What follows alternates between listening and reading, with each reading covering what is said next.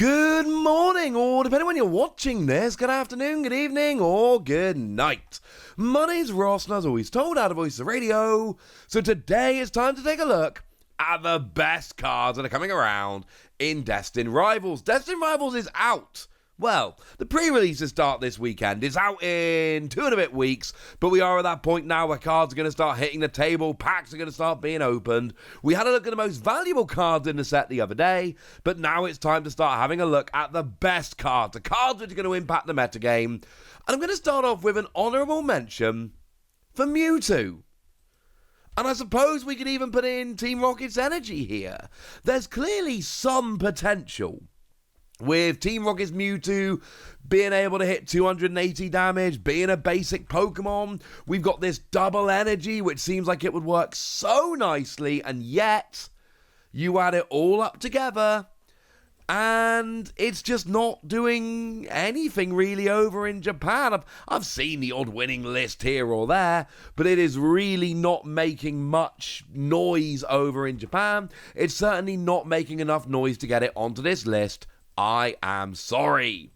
But a card that is making enough noise in at number 10, it's Yanmega. Now, I do want to be quite clear here that Yanmega just, and I mean just, makes it onto this list.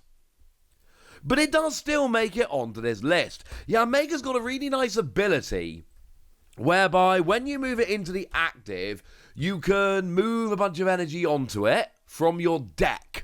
So free energy from your deck onto this Pokemon.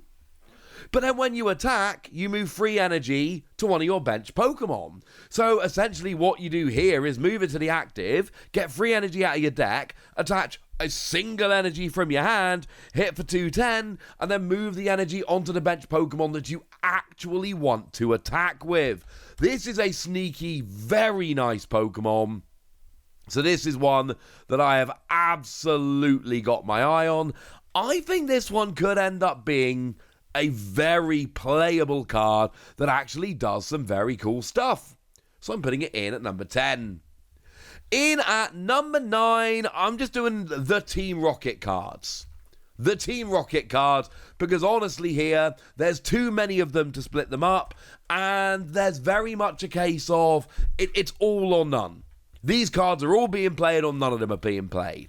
So, for instance, we've got Team Rocket's Ariana. You draw until you've got 5 cards in your hand. Not great. But if you've only got Team Rocket's Pokemon in play, you draw until you've got 8 cards in your hand. Great draw engine, but only for Team Rocket decks. We've got Team Rocket's Archer. You can only use it if one of your Team Rocket's Pokemon was knocked out during your opponent's last turn. But if you do, each player shuffles a hand into their deck, you draw 5, your opponent draws 3. Team Rocket's Giovanni, it's Gusting. You get to drag one of your opponent's bench Pokemon to the active, but only if you before switch a Team Rocket's Pokemon on your bench with your active Team Rocket's Pokemon. Great card, but only for Team Rocket's decks. Team Rocket's Proton lets you search for free basic Team Rocket's Pokemon, and you can even use it on your first turn going first, but it's only for Team Rocket decks. We've then got Team Rocket's Receiver that lets you search your deck for one of these supporter cards, and Team Rocket's Factory that lets you draw 2 cards during your turn if you played a Team Rocket supporter card during that same turn. All really good cards, all pretty much entirely locked to specific Team Rocket decks, and that's why they all come in here, all tied in at number 9. In at number 8, we've got Team Rocket's Venture Bomb, and this gets its own spot a little bit higher, because this is seen play in other decks. This is actually a legit card, which is seen play in a bunch of decks. And what this card does is, you flip a coin, and if it's heads, you get to do 2 damage to one of your opponent's Pokemon, and if it's tails, you take 2 damage onto your active. Obviously not perfect, but Archaludon decks, for instance, yeah, Archaludon decks are absolutely playing this. Remember, they'll generally evolve from the Duraludon that's got an outrage attack, and then they can copy that, and then, yeah, it's not the end of the world if they get some damage on. They can actually use that to beef up one of their other attacks, and you know what? Yeah, that's good enough. And that's why this comes in at number 8. In at number 7, we've got Team Rocket's Petrel. It's another Team Rocket card which sees play in other decks. Search the deck for a trainer card, reveal it, put it into your hand, shuffle your deck.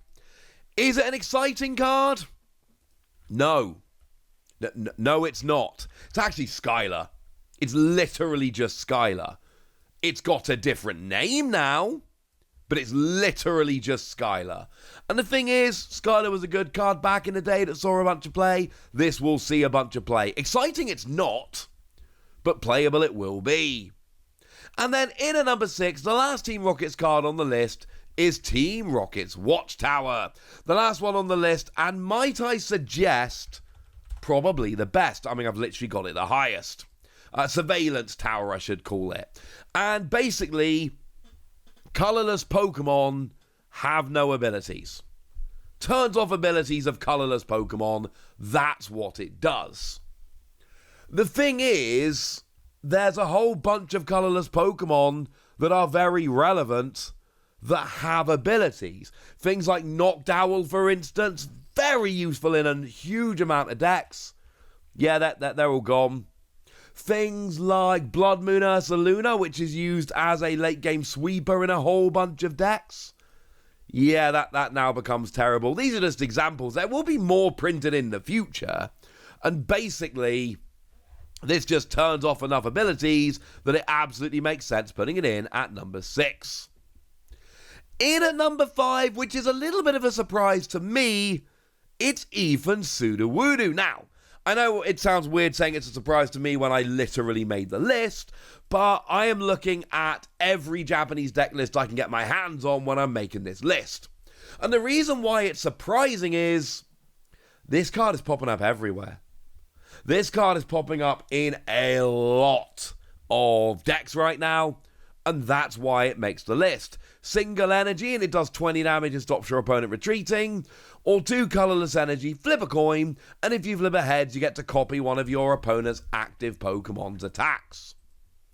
But it's a basic Pokemon for 2 energy that can copy like a multi-energy attack off of a stage 2.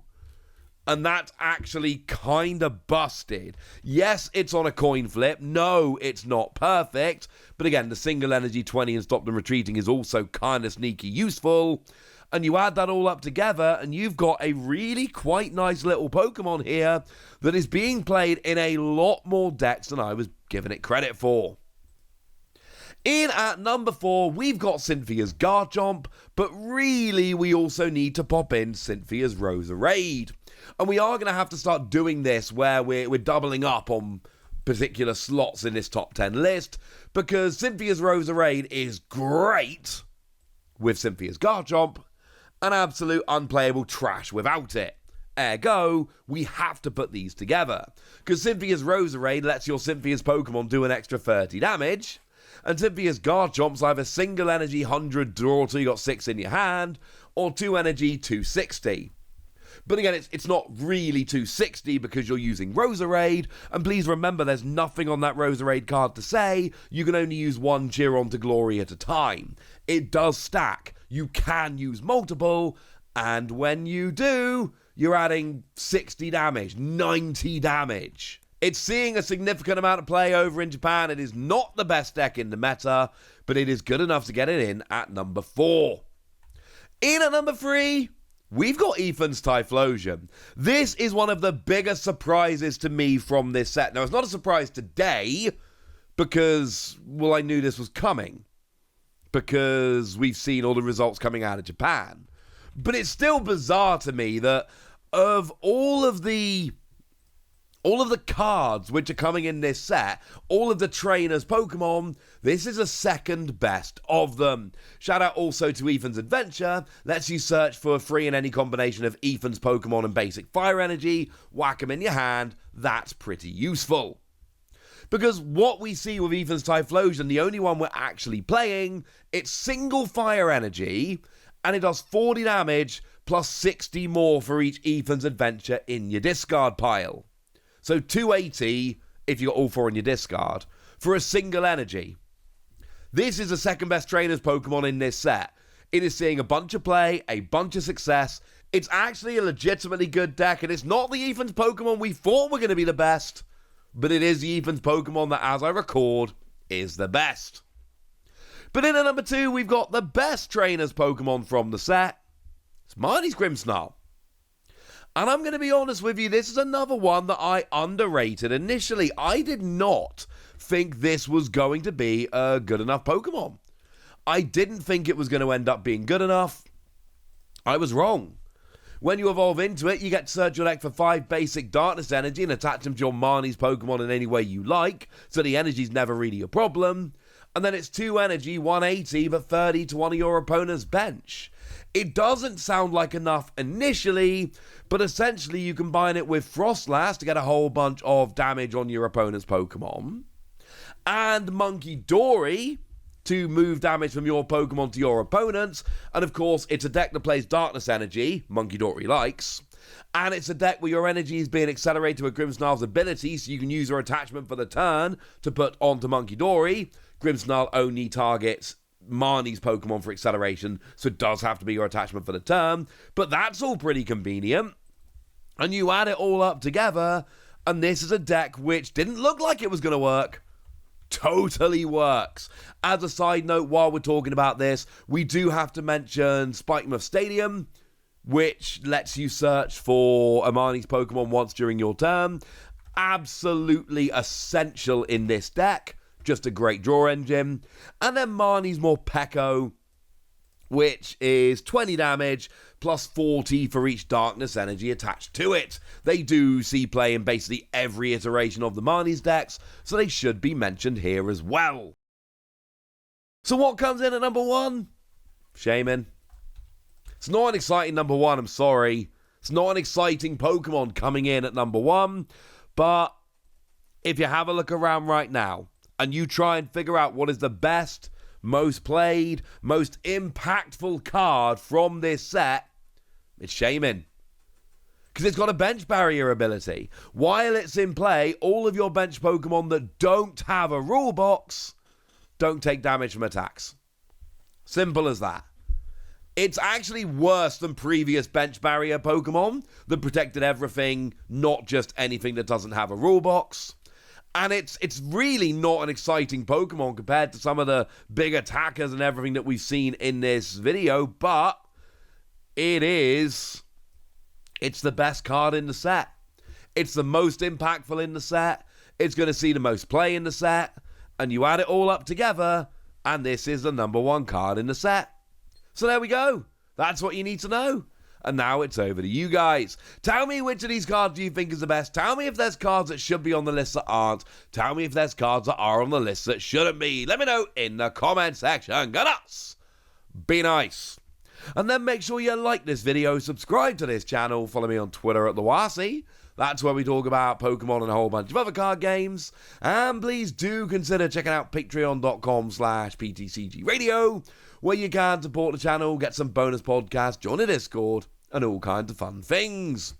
And get shout-outs on the channel like the lovely Ray of Light, who's been a supporter of ours for a while now and is a very lovely person. So shout-out to them for the support and the loveliness. But by far the most important thing as always, look after yourselves till next time, would ya? Thank you very much for watching. My name's Ross, and you've been watching PTCG Radio.